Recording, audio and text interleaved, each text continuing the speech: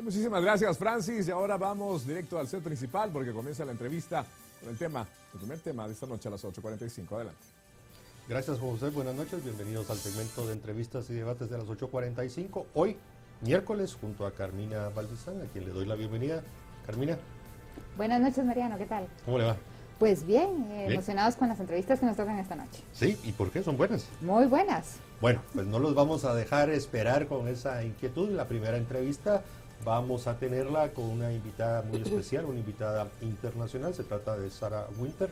Es una persona con una historia de vida muy interesante y sobre todo las lecciones que a partir de lo que ella misma ha experimentado nos puede transmitir a todos. Así que la primera entrevista será con Sarah Winter y en la segunda, lo anticipo después del corte, vamos a hablar de esta argumentación en la audiencia en la Corte de Constitucionalidad sobre la ley de aceptación de cargos. Pero eso será en la segunda entrevista. En la primera, como lo decía, ya tenemos aquí en el plató de Canal Antigua a Sarah Winter. Le doy la bienvenida. Muchísimas gracias, es un honor muy grande estar aquí, gracias por la oportunidad. Gracias, Sara. Sara es de origen brasileño, es de nacionalidad brasileña, ha pasado a tener una fama no solo en Brasil, sino en el resto de la región, a partir de experiencias propias que ha tenido. Ella en el año 2012, junto a otras mujeres, fundó un grupo, una agrupación, FEM Brasil, a partir de una experiencia que tuvo en Ucrania. Después se dio cuenta de lo que era el movimiento feminista extremista en Brasil y se transformó, y a partir del año 2015, ella nos lo va a aclarar si es efectivamente así, pues ha dado un vuelco a su vida y está compartiendo sus experiencias y, como lo decía, dándonos a todos lecciones de vida. Así que con esta breve introducción, Sara, la verdad es lo más importante es escucharla. Cuéntenos, efectivamente, yo lo decía en la introducción, usted por una niñez, una adolescencia muy complicada en algún momento, en el año 2012-2013, usted tomó la decisión de formar un grupo FEM Brasil. ¿Qué es eso? ¿Por qué se involucró en eso? Claro, la verdad que mi vida fue un poquito más complicada. O sea, soy de una familia muy sencilla, de una ciudadcita chiquita en el interior de São Paulo, en Brasil, y uno de mis hermanos se metió muy temprano con las drogas, con el narcotráfico, se convirtió en una persona muy violenta, nos maltrataba mucho. Con 16 años, él me echó de mi casa, me puso un arma en mi boca, me dice que quería matarme. Entonces yo pasé a vivir con parientes, fui a vivir en las calles en poco tiempo, conocí el submundo de la prostitución y necesité prostituirme para tener dinero para comer, para sobrevivir. Conocí el íntimo lo que es el submundo de la prostitución, donde realmente las mujeres son tratadas como animales, como peor do que perros. Y a los 17 sufrí un abuso, sufrí una violación de uno de los clientes del mundo de la prostitución. Y eso yo me puse revuelta con los sentimientos, desarrollé depresión, ansiedad, síndrome del pánico. Y un día a los 19, intentando seguir mi vida con mucha dificultad por cuenta de los problemas psicológicos desarrollados de este trauma, yo conocí el movimiento feminista, así con una propaganda muy linda de empoderamiento, de libertad, y conocí el movimiento FEMEN con chicas que estaban protestando en contra de las violaciones, en contra del turismo y explotación sexual, cosas que hacían parte de mi realidad. Entonces yo me interesé mucho y quería me involucrar en esta lucha. Entonces fui hasta Ucrania, ellas financiaron mi viaje, yo fui hasta Ucrania, hice todo un entrenamiento donde aprendí técnicas honestas y deshonestas de cómo hacer una buena protesta, de cómo tener la prensa a tu favor, de cómo tener las instituciones burocráticas a tu favor, de cómo subvertir la mente de las jóvenes, de capitarlas para su ideología. Me volví a Brasil, me convertí en la feminista más famosa de mi país, tenía mucho poder mediático, siempre estaba luchando por el derecho del aborto legal, seguro, gratuito, porque ahí eso me enseñaron, o sea, es la principal pauta, o sea, tema del movimiento feminista, mi cuerpo, mis reglas, hago lo que quiero con mi cuerpo. Hasta que a los 22 años yo me embaracé y me quedé desesperada, sin saber lo que hacer, hasta porque mi estilo de vida de protesta, estar desnuda en la calle, el programa de televisión y todo eso, no era compatible, pero por lo menos yo pensaba que no era compatible con la creación de un niño. Y todas mis amigas me decían, Sara, por el amor de Dios, eres la feminista más famosa de Brasil, necesitas entonces hacer un aborto, porque así vas a tener más experiencia empírica para luchar por la legalización en los medios que participa. También esto que está en tu barriga no es un bebito, una persona, un ser humano, un niño, es solo un coágulo de células, es solo un coágulo de sangre, una bolsita de células, no te preocupes. Y mis amigas feministas me animaron y me apoyaron a hacer un aborto. Yo hice un aborto y me duele hablar sobre eso porque yo hice un aborto usando el misoprostol, o sea, el método de aborto químico, el mismo método que por algunas veces se intenta implementar aquí en Guatemala. Se dice que es un método seguro, tanto que es reconocido por la Organización Mundial de la Salud, pero yo tuve consecuencias terribles. O sea, es que la verdad que nadie te cuenta qué es hacer un aborto. Entonces, hoy las chicas están muy influenciadas por la idea de ser libertas e empoderadas, pero nadie te cuenta cómo es hacer un aborto. Yo creo que las feministas piensan que hacer un aborto es como tener una varita mágica que te haces en la barriga y el bebito se va. Entonces nadie te cuenta de cómo tu cuerpo reacciona al aborto. Aquí yo traigo para exhibir algunos bebitos. Entonces muchas veces se dice que se trata de un coágulo de sangre, una bolsita de células, pero aquí yo tengo bebitos de 7, 8, 9, 10 semanas y 12 semanas. O sea, este es un bebito de 1 mes y medio de embarazo. Y este es un bebito de 3 meses de embarazo. Entonces, ¿de dónde se quitaron la información las feministas de que es un coágulo de sangre? Porque por lo que estoy viendo, por lo que a la embriología clínica enseña, o sea, la ciencia enseña, eso no se llama coágulo de sangre, eso se llama ser humano, persona. O sea, pero muchas mujeres que están en situación de vulnerabilidad no saben de eso, no tienen esta información. Entonces, ¿cómo puedes ser liberta y empoderada si estás buscando un método, una actitud que te vas a hacer mal para su cuerpo?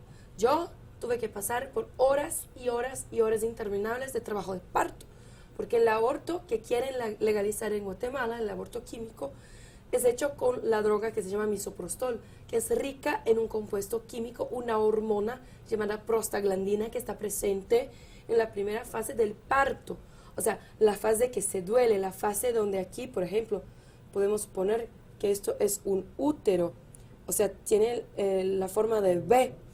Cuando se ingiere la sustancia del misoprostol, la prostaglandina hace con que el colo del útero se dilate, o sea, se abra y se empiecen las contracciones de parto de manera a descartar el bebito. O sea, nada más es el aborto que la anticipación del parto. O sea, se está anticipando el momento del nacimiento. Solo que el bebito va a nacer, puede nacer vivo, pero no tiene la capacidad de sobrevivencia extrauterina. Entonces va a morir de anoxia, o sea, asfixiado, porque sus pulmones no tienen la capacidad de absorber la oxígeno del aire. O puede salir muerto, o puede salir en pedazos, o puede no salir. Y si no salir, ¿qué se pasa? Hay que hacer un procedimiento llamado curetaje, donde se tiene que coger una cureta, inserirla en el canal vaginal hacia el útero. La cureta es como una cucharita hecha de azo quirúrgico que te mete en su vagina hasta tu útero a quitar los pedazos de bebito, el saco amniótico, la placenta y el cordón umbilical. O sea, ¿de dónde se quitaron las feministas que eso parece un procedimiento seguro o bueno o empoderador? Porque yo no sentí empoderamiento, yo sentí dolor de todas las partes, un arrepentimiento que hasta los días de hoy lo siento. O sea, lo que quiero decir a las mujeres es que no necesitas ser feminista para ayudar mujeres en situación de vulnerabilidad. No necesitas de estar en favor del aborto, de las drogas, de las relaciones sexuales desenfrenadas. Porque cuando yo sufrí una hemorragia que casi me llevó a la muerte por cuenta de un aborto, entre comillas, legal y seguro. Como seguro, si yo tuve una hemorragia y mis amigas feministas, por más que yo las pedí socorro, ayuda, me dejaron para morir.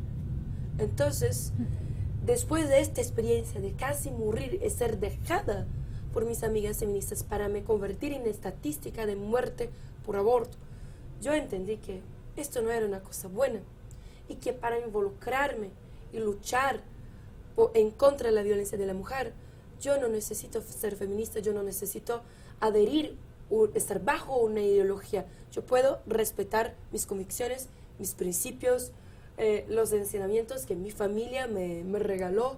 Yo no necesito salir a la calle, mostrar mis pechos o ni ser tan radical, pero yo no necesito ser tan totalitaria como hoy son las feministas. Solo hoy las mujeres, yo siempre digo que hoy las mujeres en situación de violencia o vulnerabilidad, ellas no necesitan feministas locas saliendo con el pecho afuera, con cartelitos en la calle, o tampoco necesitan de feministas bailando esta cosa que está en la moda, que dice, y la culpa no era mía, el violador eres tú. Mientras hay 200 mujeres bailando para la prensa, hay mujeres que realmente están muriendo, están siendo violadas, traficadas internacionalmente, que están en la prostitución, que están en situaciones de adicción. Entonces, mi crítica al feminismo es que mucho se habla, poco se hace. Y critican las personas que lo hacen. O sea, hoy la mayor institución de caridad se llama Iglesia Católica. O sea, ¿y qué hacen las feministas? Tiran fuego en los templos. Pero es la iglesia y muchas instituciones cristianas que tratan de acoger, ayudar. Tienen tantas casas de apoyo que quitan las chicas de la prostitución, los travestis de la prostitución, que quitan la gente de la droga. Tienen tantos orfanatos. Entonces, a mí me gustaría que las feministas se convirtiesen en personas más maduras para entender que este tipo de cosas, de acción, de bailar, de gritar, de hacer escándalo, este tipo de acción no quita a ninguna mujer de una situación de violencia. Hay que ser adulto. Sara, es fuerte lo que te pasó y tus experiencias, y por eso para nosotros era importante que lo contaras. Y por eso te hemos dejado hablar bastante, porque la gente tiene que entender que no es lo mismo decirlo y contar un cuento que vivirlo. Sobre apoyar a estas mujeres y hacerles ver que este no es el camino, ¿cuál recomiendas tú que es el método de acción para las personas que quieren apoyarlas? Porque como dices tú, a ti te pasó desde el entorno familiar, que es la mayoría de veces empiezan en los entornos familiares hacia afuera. ¿Cómo puedes apoyar a estas mujeres para que entiendan que además el feminismo se ha vuelto un movimiento político, más bien, no es más que otra cosa? Y muchas veces las mujeres no necesitan esta polarización, necesitan de políticas públicas, de seguridad pública, de derechos humanos, entonces, y necesitan también manos de caridad, porque el bien común no se hace solo a partir del Estado, pero también del principio de participación de los ciudadanos, de los individuos que componen la sociedad. O sea, hoy, por ejemplo, yo en Brasil manejo 3 casas pro vida. Son casas donde cuando una chica, una mujer embarazada que está en una situación de vulnerabilidad busca hacer el aborto, la convencemos de no hacerlo. O sea, pero no las tiramos en la calle o en la basura, las damos todas las condiciones de mantener su embarazo hasta el final, con obstetra, psicólogo, psiquiatra, asistente social, abogado. La acompañamos durante el parto, el posparto, las que están viviendo en la calle, en la prostitución, que están en situación de drogadicción o hasta viviendo bajo techos con maridos abusivos. Tenemos casas donde ellas pueden vivir con nosotros y pueden vivir hasta 1000 días, pero nunca se quedan 1000 días. ¿Por qué? Porque les damos formaciones de emprendedorismo, de artesanía, de uña, de peluquería, de maquillaje, de todas las cosas, y las ponemos en el mercado de trabajo. Y los hijos, hasta tenemos guarderías y cuidamos y educamos sus hijos en el jardín hasta los 6 años de edad. Entonces, cuando proponemos solucionar todos esos problemas, las mujeres desisten de hacer el aborto. Entonces, esto que me gustaría que la gente pudiese comprender. Ninguna mujer busca el aborto porque le gusta, porque tiene ganas de hacerlo, pero le busca porque alguien la dejó, no tiene familia, no tiene empleo, alguna situación muy trágica. Y cuando la población, la sociedad civil o junto al Estado busca solucionar estos problemas, ellas desisten y así se salvan las dos vidas. La gente puede involucrarse de millones de maneras sin necesitar exponer su cuerpo, negociar tus valores o ponerse en situaciones vejatorias o de riesgos. O sea, pueden ayudar involucrándose en estos proyectos. O sea, siendo voluntario.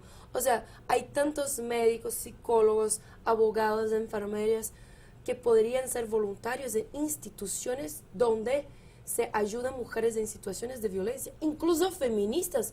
Las feministas son muy bienvenidas a practicar la caridad, el servicio a la gente que necesita. A mí no me importa trabajar al lado de una feminista. Necesitamos manos para accionar. Yo siempre digo que las manos que hacen son más santas do que las bocas que gritan. Eso decía Santa Teresa de Calcuta. Las manos que hacen son más santas do que las bocas que rezan. Yo lo digo, las manos que hacen son más santas do que las bocas que gritan. Mujeres en situación de violencia no necesitan balitos ni gritos. Necesitan políticas públicas integradas de seguridad pública, de derechos humanos y de salud, de educación y también de la sociedad involucrada en el bien común.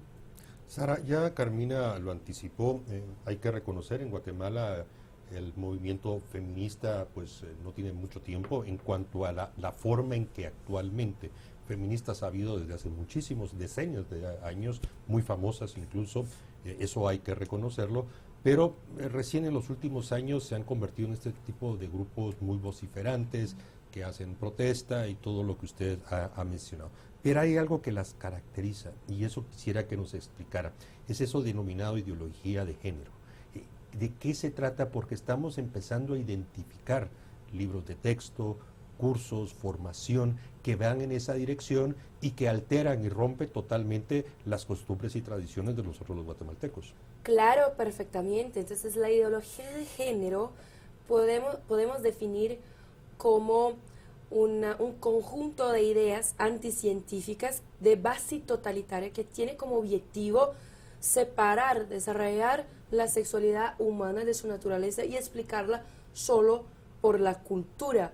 O sea, en la ideología de género empieza con Simone de Beauvoir en 1949, cuando escribe El segundo sexo, y el segundo tomo, porque es un librito de 800 páginas, y ella dice una frase muy famosa: no se nace mujer, se llega a serlo. O sea, diciendo que nadie nace mujer, nadie nace hombre, y que a lo largo de la vida, de su desarrollo social, con la gente, con la cultura, se va adquiriendo a los poquitos experiencias para en algún momento de su vida formar su sexualidad. Bien, esta ideología no tiene cualquier comprobación de base científica, por eso que yo digo que esta definición es de mi amigo Agustín Laje. Entonces, yo digo que es un conjunto de ideas anticientíficas, porque no hay cómo probar que la sexualidad humana no tiene nada que ver con nuestro aparato reproductivo. O sea, no se puede ignorar eso. La ideología de género es básicamente la idea que nacemos neutrales y que el aparato reproductivo no tiene nada que ver con nuestra sexualidad. O sea, ¿de dónde quitaron eso? Porque la ciencia, la biología, la fisiología humana dice al revés. Yo soy mujer porque tengo cromosomas XX, útero, tengo más progesterona, oxitocina y glándulas mamarias desarrolladas. Y los hombres son diferentes. Tienen más testosterona, su estructura ósea es mucho mayor, más desarrollada, sus pulmones son mayores, así puede correr más, saltar más, o sea, para proteger a las hembras y las criaturas. O sea, la ideología de género es una idea criada con la intención de legalizar la pedofilia, utilizando el dolor y sufrimiento de personas que sí son homosexuales y que sufren por eso. O sea, se aprovechan de una lucha por representatividad y derechos para legalizar la pedofilia. Ya decía Shulamit Firestone, una feminista que en 1972 escribe un libro llamado La dialéctica de los sexos, que para el feminismo se concretizar, que para haber una revolución sexual donde las mujeres serían verdaderamente libres, habría que destruir las instituciones que separan los niños de los adultos, para que los niños puedan ser libres y tener sus derechos sexuales asegurados. Eso escribe Shulamit Firestone, una gran exponente feminista. Yo le pregunto y pregunto a todos los que nos están viendo ahora, ¿qué derechos sexuales deben tener los niños? Los niños no deben tener derechos sexuales, deben tener derecho a seguridad pública, a educación, a jugar, al hacer, a tener papá y mamá, pero derechos sexuales no deben tener los niños. Entonces, ¿para qué enseñar que te puede ser lo que quieres? Entonces, es difícil decir, pero las personas que sufren de este tipo de cosas sufren de una enfermedad. Yo no estoy diciendo que las personas transexuales, yo no los estoy ofendiendo llamándolos de enfermos. Yo estoy diciendo que sí hay una enfermedad llamada disforia, como por ejemplo una chica que es muy flaquita, se mira en el espejo y se ve gorda. Empieza entonces a hacer dietas radicales para perder peso, desarrolla anorexia, bulimia y puede morir. O un chico que es fuerte, se mira en el espejo y se ve flaco. Empieza a hacer dietas radicales para ganar peso, a inyectar esteroides anabolizantes y puedes tener una ACV, un ataque cardíaco y morir. O sea, porque en estos dos casos es considerado una enfermedad. O sea, una chica que es flaca se mira en el espejo, se ve gorda. Un chico que es fuerte se mira en el espejo, se ve flaco. Es disforia. Y un hombre que se mire en el espejo y se ve una mujer, no es empoderamiento. Entonces, no podemos ser hipócritas. O sea, este tipo de persona sufre. Imagina ser mujer y se mirar en el espejo y no se ver, no se identificar. Pero yo creo que es más fácil cambiar eso do que mutilar a su cuerpo. Incluso mucha gente piensa que eso nunca va a llegar a Guatemala, pero en Brasil hace ya desde 6 años que el gobierno subsidia la cirugía de cambio de sexo. En nuestro país, ahora hace 1 año que nuestro presidente asumió. Entonces, el gobierno pasado, el gobierno de Lula, el gobierno socialista nos dejó una carga muy difícil de manejar, pero con la gracia de Dios vamos a hacerla. O sea, falta pastillas para dolor de cabeza, pero se puede llegar en el sistema público de salud y decir, por favor, quita a mi pene porque no me siento bien. Entonces, ¿cuál es el sentido de llegar a un médico y decir, por favor, quítame mi brazo porque yo me siento mejor sin él? El doctor va a decir que yo soy loca y no va a realizar este procedimiento. Pero ¿por qué se realiza el procedimiento de quitar los senos o el pene? ¿Cuál es la diferencia entre los tres? Ninguna. Son órganos que tienen una función específica en nuestro cuerpo. O sea, estas personas sufren, necesitan de políticas públicas, pero el movimiento gay, el lobby LGBT, está haciendo una cosa horrible, que es utilizar el dolor y sufrimiento de estas personas para manejar una lucha y una ideología política. La seguridad pública, las políticas públicas no se pueden ser basadas en la antinaturaleza. O sea, la naturaleza que seamos hombres y mujeres. Bien, por lo menos así, todas, machos y hembras, así todas las especies de animales se perpetuado a través de todo, de la civilización, de todo. O sea, no se puede hacer política pública para legalizar a las drogas porque la población se enferma, para abortar porque la población baja, la pirámide previdenciaria no se sostiene. O sea, los políticos han que ser más inteligentes.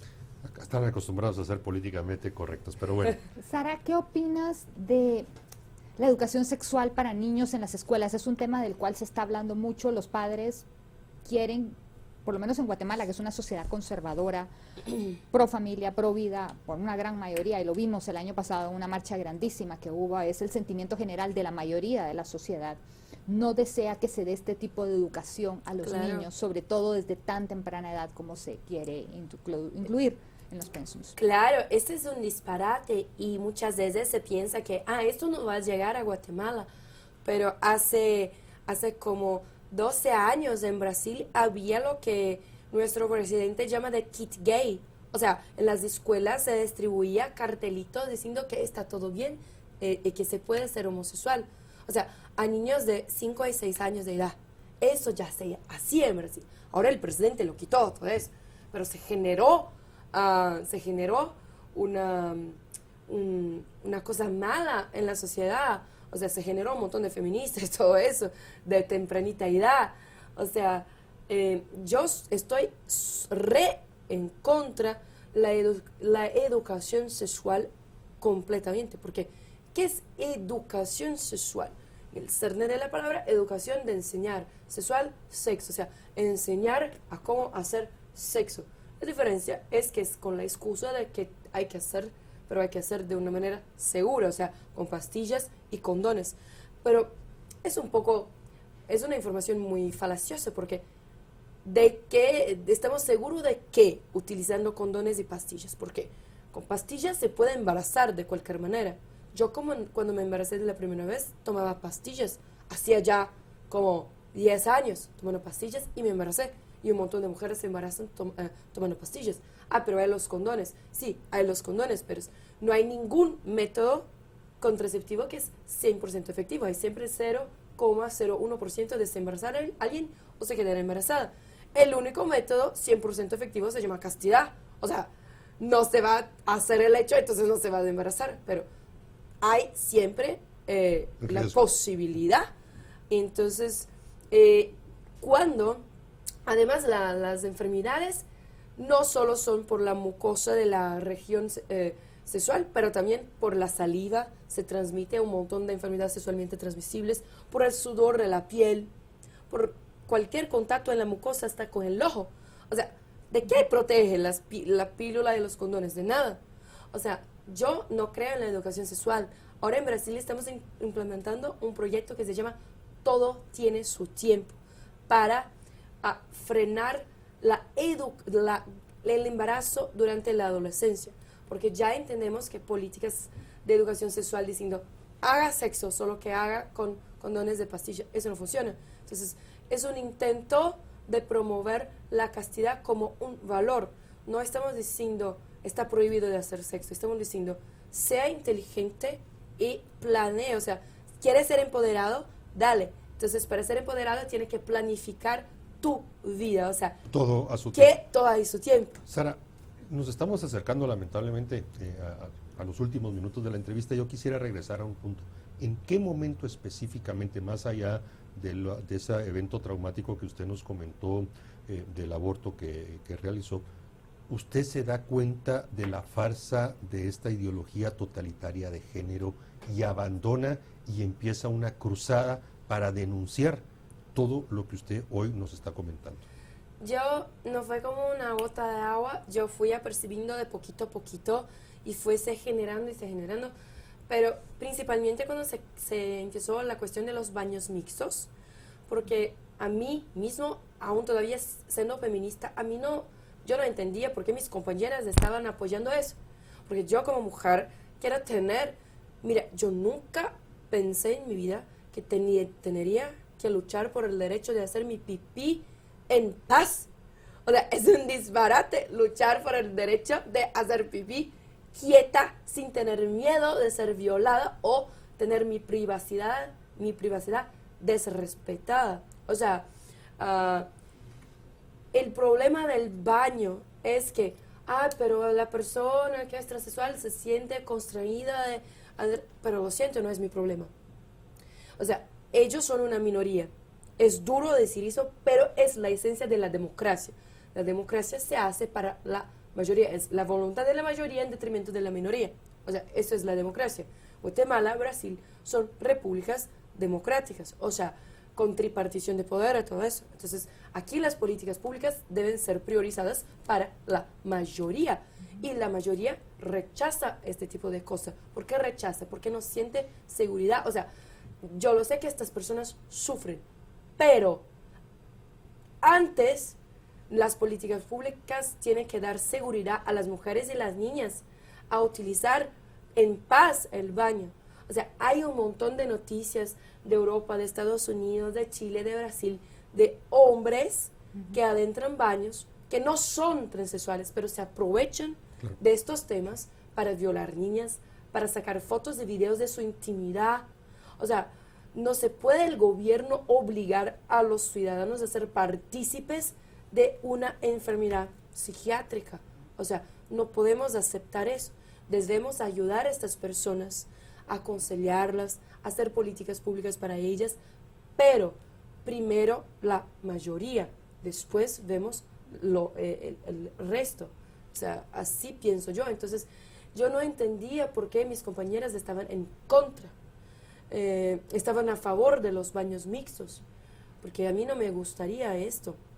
Yo no entendía cuando Jair Bolsonaro, el actual presidente de Brasil, era diputado, propuso un proyecto de ley para aumentar la pena en el cárcel para los violadores.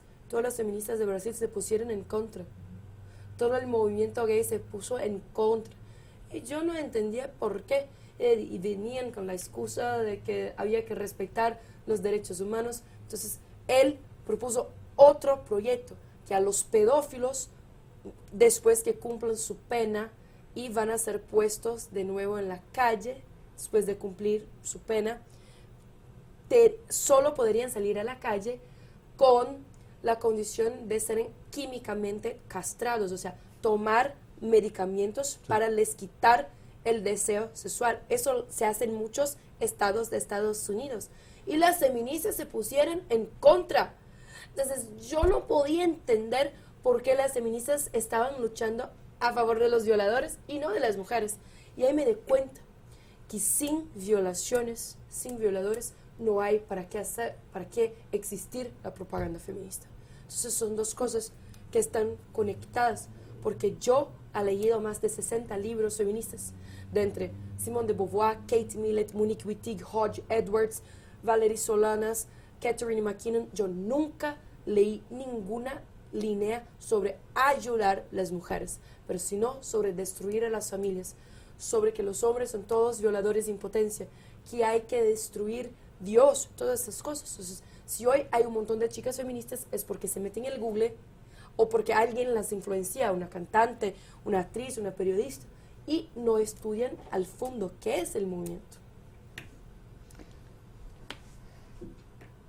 Las redes sociales obviamente están explotando porque dicen que están nuevamente descalificando a la persona y no el mensaje que estás dando. Justamente lo que acabas de decir de los baños infantiles, sale hoy la noticia de una sentencia en Estados Unidos de un muchacho que abusó sexualmente en un baño precisamente mixto de estos para todos, ¿verdad? Entonces, Sara, ¿cuál sería tu mensaje? Y cuéntanos también sobre tu entrevista, de la conferencia que vas a dar. Cuéntanos sobre tu actividad que tienes el día de mañana, para que pues las personas que quieran aproximarse y escuchar esto que nos está diciendo Sara, que es muy valioso, yo creo que podemos todavía ampliarlo el día de mañana asistiendo a la pidiendo conferencia. que sea en un minuto, estamos sobre el Claro que sí. Mañana voy a estar dando la charla del feminismo y la destrucción de la mujer, donde utilizo la propia bibliografía, o sea, los propios libros y contenidos académicos de las feministas para probar que el feminismo no es bueno. Entonces, con las propias palabras de las feministas, pruebo a la gente cómo el feminismo destruye la esencia de la feminilidad, la maternidad, la heterosexualidad, Dios, la familia, todas las cosas que componen ser una mujer. Mañana va a ser las 7 de la noche en el Hotel Camino Real y la gente puede comprar sus boletos en Ticket. Todo Ticket. Todo Ticket, en Todo Ticket. Y estoy muy feliz por la oportunidad de estar aquí. Muchísimas gracias. Y eso, ahí es, así es. Bueno, Sara, muchísimas gracias por haber compartido con nosotros cuando te comuniques o hables o veas a Agustín, dile que lo esperamos en Guatemala Muy próximamente. Así es. Creo que Cuenten será conmigo. bien interesante tener a Agustín Laje también. Así que agradecemos mucho, que tengas éxito todavía en las próximas actividades programadas en Guatemala y tu gira por Centroamérica y México. A ustedes les invitamos para que después del corte nos acompañen con la segunda entrevista. Vamos a tratar sobre esta audiencia pública que se llevó a cabo hoy en la Corte de Constitucionalidad referente a la ley de aceptación de cargos. Los esperamos.